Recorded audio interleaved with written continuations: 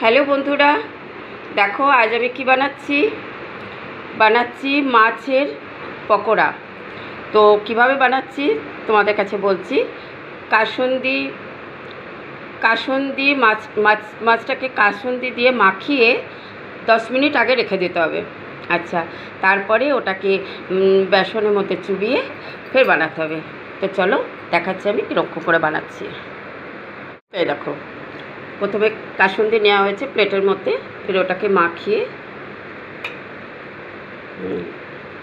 10 minute রেখে দেওয়া হবে।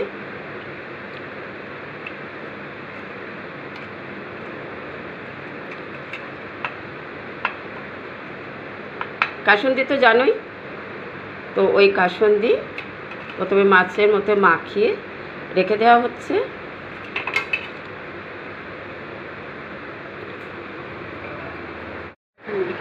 দেখো 10 মিনিট হয়ে গিয়েছে। এইবার হালকা বেসন লাগিয়ে এটাকে দেখো, দেখো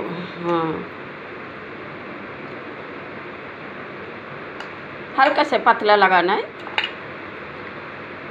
পাতলা পাতলা বেসন গুলে ওটাকে লাগিয়ে দেখো তেল গরম হয়ে গেছে। এবার ওর মধ্যে ছেড়ে দেওয়া হচ্ছে। এত সুন্দর খেতে লাগছে পকোড়া, দারুণ। তোমরাও করে খেও, খুবই ভালো লাগবে গরম ভাতের সঙ্গে।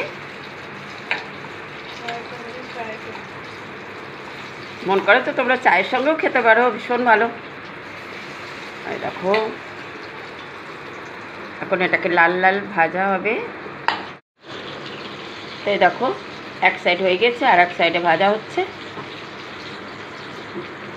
তো দেখো বন্ধু, আমাদের পকোড়া হয়ে গিয়েছে।